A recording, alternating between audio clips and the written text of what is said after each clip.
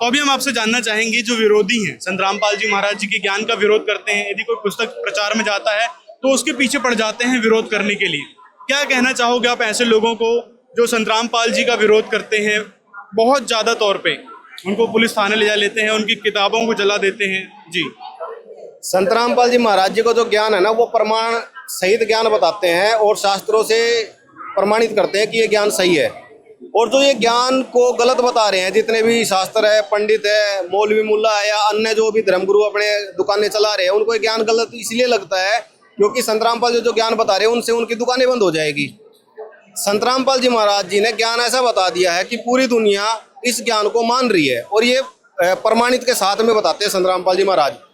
ये वो अंधे गधे है, जैसे कोई अंधा गधा रेल की पटड़ी पे खड़ा हो जाए और रेल को रोकने की कोशिश करे, लेकिन वो रेल रुकेगी नहीं, वो तो जाएगी।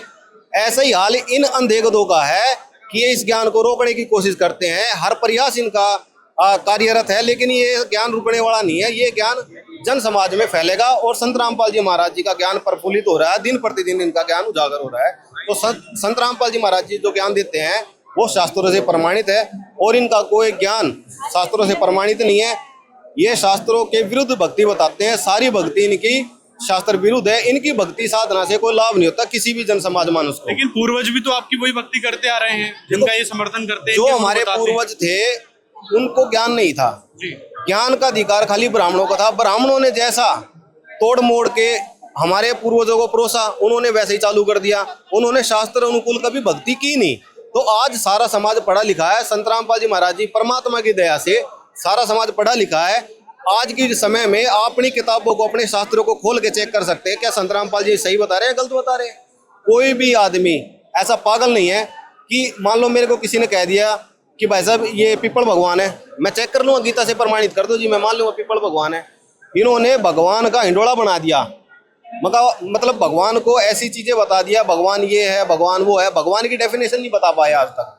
चारों धर्मों के अंदर सतगुरु रामपाल जी महाराज जी एक संत ऐसे हैं जिन्होंने चारों धर्मों में एक परमात्मा बताया, वो कबीर परमात्मा है। हक्का कबीर करीम तू बे परवरदिगार, नानक नीच कह धानक रूप रहा करतार। ये हमारे गुरु ग्रंथ से प्रमाणित है। दूसरा है कुरान से प्रमाणित, उसमें बताया फला तू तिल काफिरन जिहादन बही जिहादन कबीरा, कि ए मोहम्मद तू जिहाद कर कुरान के जरिए। कबीर साहब उनको बता रहे हैं। और सूरा 25 आयत नंबर 52 से 58 तक ये प्रमाण मिलता है कि ये सारी सृष्टि के रचनहार कबीर परमात्मा है और ये कबीर जी है।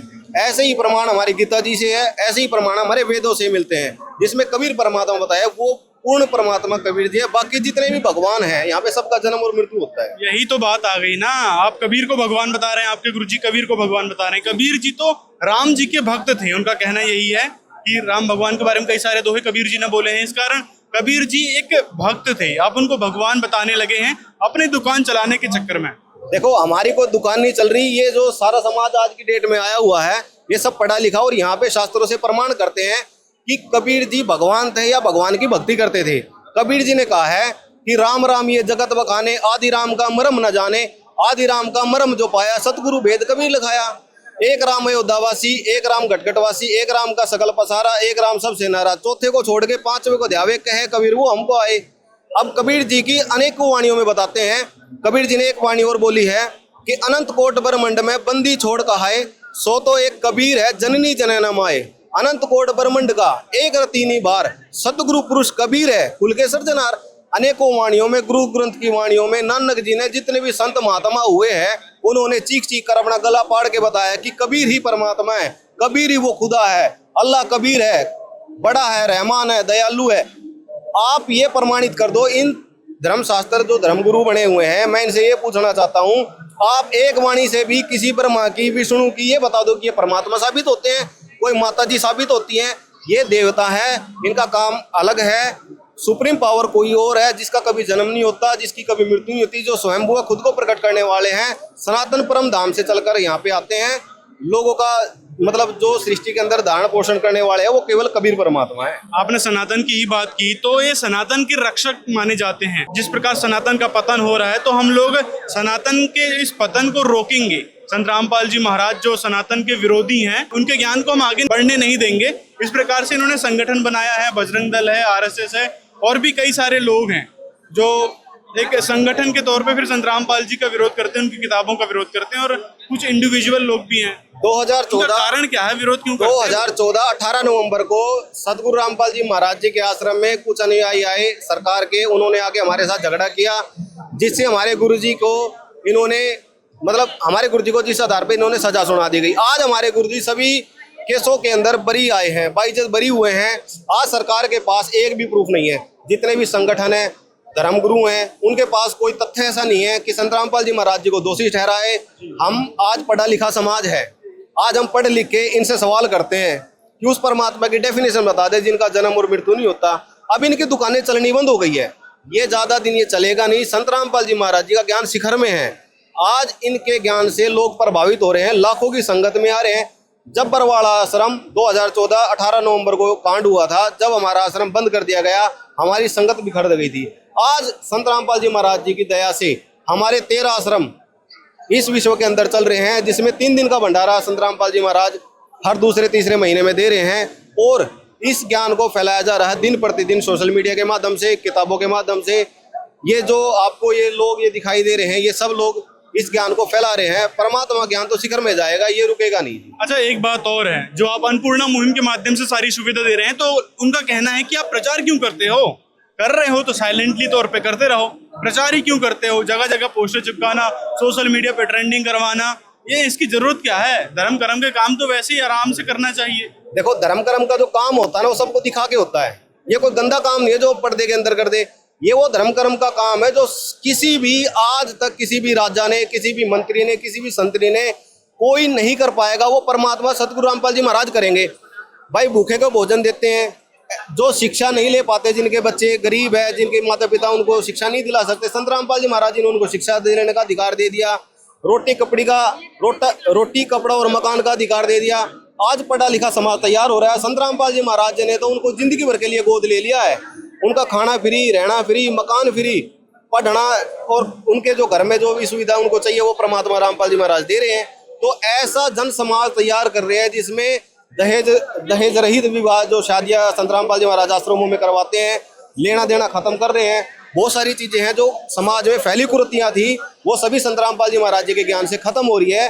एक बहुत अच्छे समाज का निर्माण इस समय चल रहा है। अच्छा, एक बात और है, अभी जो संत रामपाल जी महाराज जी के ज्ञान का विरोध करते हैं, उनको आप अंतिम चेतावनी क्या देना चाहोगे? संत रामपाल जी महाराज जी के मतलब जो ज्ञान का विरोध करते हैं, उनके लिए अंतिम चेतावनी तो मैं क्या दूं, उनको प्रार्थना भी करूंगा कि भाई साहब एक बार इस ज्ञान को चेक कर ले, और जिन शास्त्रों के आधार या जिन मतलब कथावाचक और ये जो अपने धर्मगुरु है, जो नकली ठेकेदार, जो धर्म के ठेकेदार बने हुए बैठे हैं ना, एक बार इनसे प्रश्न करना भी शुरू करें कि हम भक्ति किसकी करें, भगवान कौन है, हमें लाभ कैसे होगा।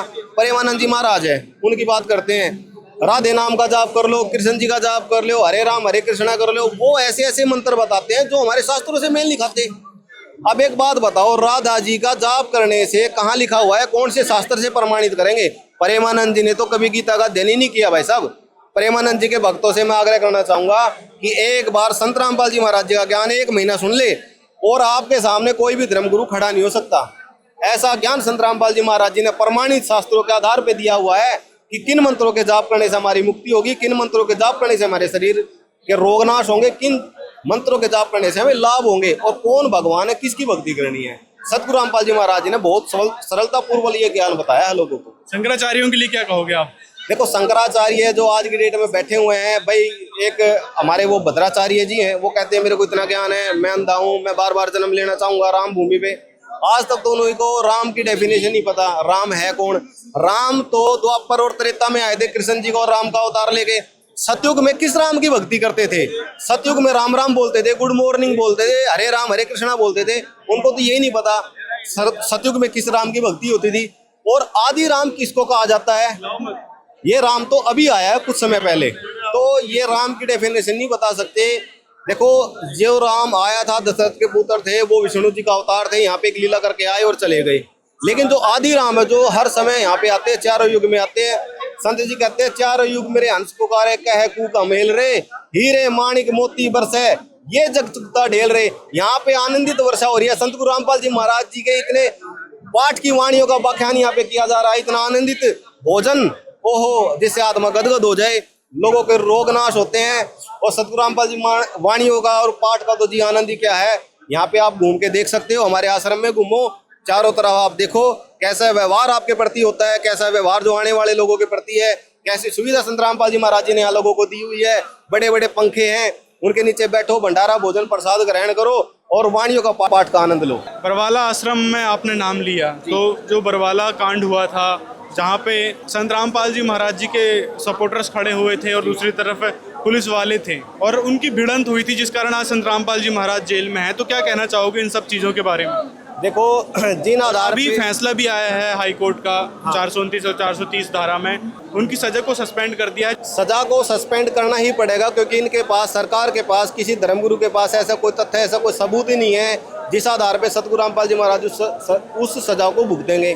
अब हमारे गुरु जी ने तो ये जुडिशियल को भी सुधारने का, जुडिशरी को भी सुधारने का एक इनके नाम पे किताब लिखी थी, न्याय की गिरती गरिमा और भ्रष्ट जज कुमार्ग पर, जिससे ये चिढ़ते थे। अब हमारे गुरु जी ने ऐसी किताबें छापी, इनका जवाबदेही तय हो, ठीक है, जजों की भी जवाबदेही तय होनी चाहिए।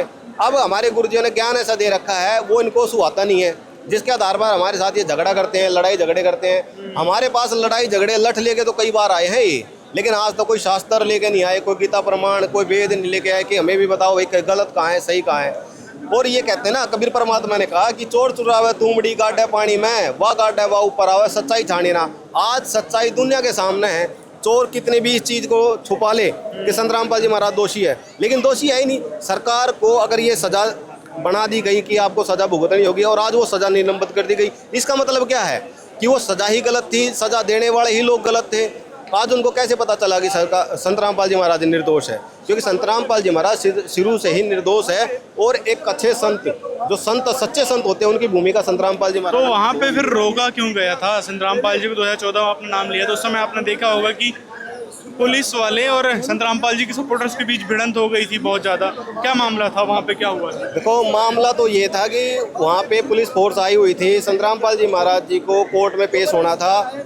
तो उस दौरान जो है संत जी ने बताया था कि तबीयत मेरी ठीक नहीं है, तो उन्होंने बताया था कि आप 20 तारीख तक पेश हो जाइए। 20 तारीख का हमें टाइम दिया गया था, लेकिन 18 तारीख को उन्होंने वहाँ आश्रम पे हमला करवा दिया। जबकि ये आश्रम हमारा घर है, हम अपने घर में बैठे हैं, हम किसी के घर पे रोड़ा करने नहीं गए। उन्होंने खुद आके हमारे पे लाठियाँ चार्ज की, आंसू गैस के गोले छोड़े, हमारे समाज को दिक्कत हुई।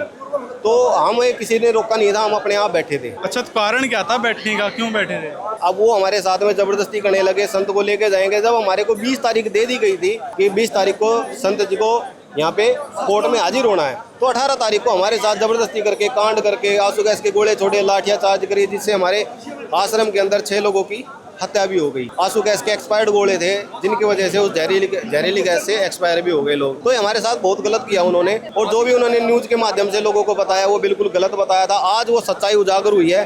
संत रामपाल जी महाराज हर केस में बरी हो रहे हैं, बाइज्जत बरी आ रहे हैं। और आप देखना, 2 दिन में, 10 दिन में, महीने में, 2 महीने के अंदर संत रामपाल जी महाराज अपने आश्रम में होंगे और उनके संत भगत जो होंगे वो उनके चरणों में सेवा करेंगे, जैसे पहले किया करते थे।